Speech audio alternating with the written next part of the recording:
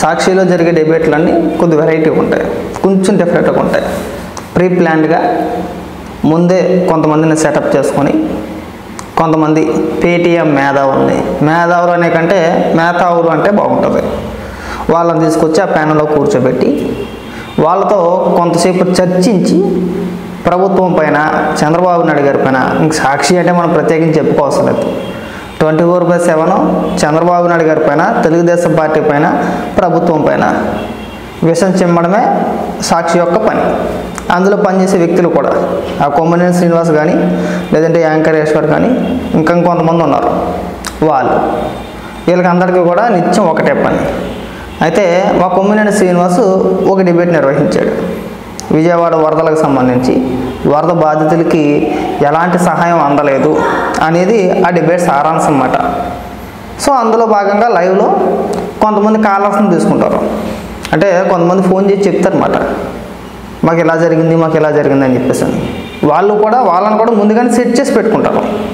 ఎవరైతే వాళ్ళకు అనుకూలంగా మాట్లాడి ప్రభుత్వానికి వ్యతిరేకంగా మాట్లాడతారో వాళ్ళనే ఎంచుకుంటారు.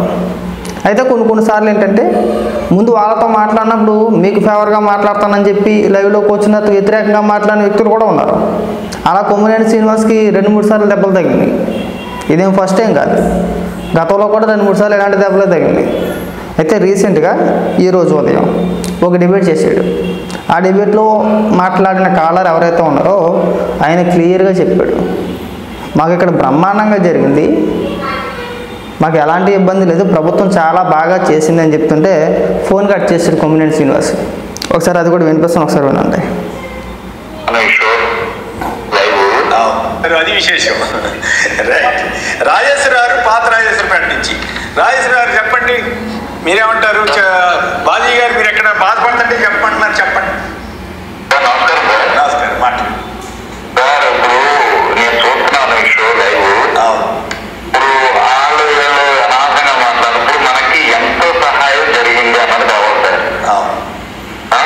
సహాయం అయితే బాగానే చేశారు సార్. ఎన్టీఆర్ వాళ్ళు కానీ, ఆర్మీ వాళ్ళు కానీ, మొత్తం ఒక ఫుడ్ ప్యాకెట్ నాకు అందలేదు అన్న వాళ్ళు కూడా ఎక్స్ట్రా తీసుకొని వాటర్ బాటిల్ అయితే కేసులు సార్. సహాయక చర్యలు బాగానే జరిగింది. ఇప్పుడు వచ్చి వాళ్ళు అనాథం ఇప్పుడు ఈఎంఐ గురించి వాటి గురించి కూడా ప్రజలు కోరుకున్నారు, వచ్చింది, చేస్తున్నారు. ఈ విపత్తు ఇది ప్రకృతి విపత్తు, దీన్ని అపహరించేది సార్. ఓకే. మీరు పాత రాజేశ్వరపేట వాళ్ళు కాదు, వేరే ఎక్కడి నుంచో ఫోన్ చేశారు. No problem. దెబ్బకు మొగం మాడిపోయింది మా కొమ్మినేనిది. చూశారు కదా, ఒక్క దెబ్బకు ముఖం మాడిపోయి ఫోన్ కట్ చేసి మీరు పాత రాజేశ్వరపేట వాళ్ళు కాదు, వేరే ఎక్కడి నుంచో ఫోన్ చేశారని మాట్లాడతారు. అంటే వీళ్ళకి వ్యతిరేకంగా ఎవరు మాట్లాడినా కానీ ఆ ప్రాంతవాసి కాదు. మరి మీ ఛానల్లో డిబేట్లో కూర్చున్న వ్యక్తులు వాళ్ళు విజయవాడకు సంబంధించిన వ్యక్తులేనా, ఆ ప్రాంత వాసులేనా? నువ్వు ఆ ప్రాంత వాసువేనా? డైరెక్ట్గా ఆయనే చెప్తున్నాడా? ఆ ప్రాంత వాసు అయి ఉండి నేను ఇక్కడ లైవ్లో చూసానయ్యా, ప్రభుత్వం బ్రహ్మాండంగా చేసింది, చేయాల్సిన సహాయం మొత్తం చేసింది, అందరికీ సహాయం చేసింది, ఎలాంటి ఇబ్బంది లేదని చెప్పేసి ఆ ప్రాంతవాసి కాల్ చేసి మీతో మాట్లాడుతుంటే లేదు మీరు ఆ ప్రాంతవాసి కాదు, ఎక్కడి నుంచో ఫోన్ చేసినట్టున్నారని మాట్లాడుతున్నారు. నువ్వు కానీ నీతో పాటు ఇంకా ప్యానల్లో కూర్చున్న మిగిలిన 3 వ్యక్తులు కానీ ఎవరైనా విజయవాడ వెళ్ళి గ్రౌండ్ లెవెల్లో ఏం జరుగుతుంది, ఇక్కడ బాధితులకి సహాయక చర్యలు అందట్లేదు, వీళ్ళకి ఫుడ్ అందలేదు, వీళ్ళు ఇబ్బంది పడుతున్నారు, ప్రభుత్వం చేయాల్సిన బాధ్యత ఏంటి, లేదంటే సహాయక చర్యలు ఏంటి, వాటి గురించి ఎప్పుడైనా ఒక్క వీడియో చేశారా? పోనీ 3 కూడా ఆ ప్రాంతవాసులు కాదే. నీతో పాటు ప్యానల్లో కూర్చున్న 3 కూడా విజయవాడకు సంబంధించిన వ్యక్తులు కాదు. మీరేం మాట్లాడాలి? సరే, దాని మీద ఒక డిబేట్ పెట్టుకున్నాం, దానికి సంబంధించి మాట్లాడాలి. ఈవీఎం అని చెప్పేసి ఒకడంటాడు, పవన్ కళ్యాణ్ గారు ఏం చేస్తున్నారని చెప్పేసి ఒకడంటాడు, జగన్మోహన్ రెడ్డి ఉంటే ఇలా అయ్యి ఉండేది కాదని ఒకటి మాట్లాడతాడు, వాలంటీర్లు ఉంటే అసలు వరదలే వచ్చే కాదని చెప్పేసి ఇంకొకటి మాట్లాడతాడు. అరే, ప్రకృతి విపత్తికి మనం ఏం చేస్తాం? అదేనా మన చేతుల్లో పనా? నేను జగన్మోహన్ రెడ్డి అంటే పెచ్చవాగుడు వాగేసాడు వచ్చేసి మ్యాన్మేడ్ ఫ్లడ్స్ అని చెప్పేసి అని, దాన్ని పట్టుకుని వీళ్ళందరూ పెద్ద పెద్ద విశ్లేషణ, వీళ్ళకు విశ్లేషకులు. ఎవడన్నా ఇలా మాట్లాడారు అనుకో, ఇలా మొఖాలు మాడిపోతాయి. పైగా లైవ్ ఉంచరు. ఆ వీడియోకి ఎక్కడ దొరక కట్ చేసేస్తారు, తీసేస్తారు అవసరం అయితే. గతంలో మేము చూసాం కదా ఇలాంటివి. ఎందుకు వచ్చిన డిబేట్లు కొమ్మేయండి అవన్నీ కూడా.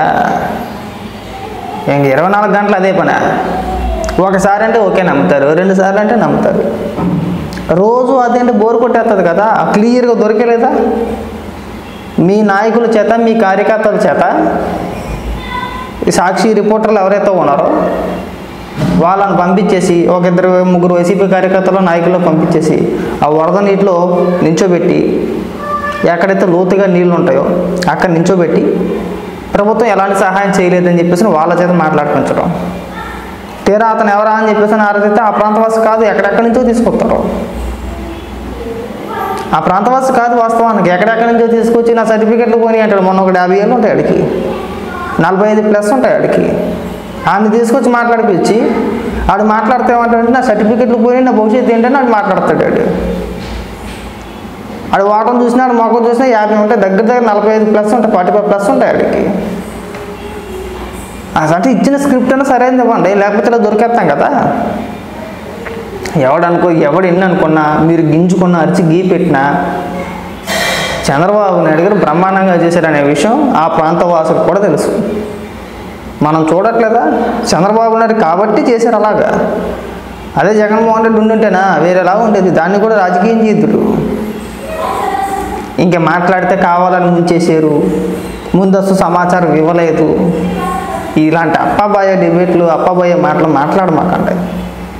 నేను కొమ్మినేని శ్రీనివాస్ గారికి ఇంతకుముందు కూడా చాలా సందర్భాల్లో చెప్పాను, మీరు ఎప్పటి నుంచో చలామణి అవుతున్నారు, జర్నలిస్టులుగా ఉన్నారు, మీడియాలో ఉన్నారు మీరు, పైగా పాత్రికేయులు, సరే చెప్పుకుండా పోతే చాలా పేర్లు ఉన్నాలే. ఎందుకు ఉన్నప్పుడు కాస్త తీసేసుకుంటారు.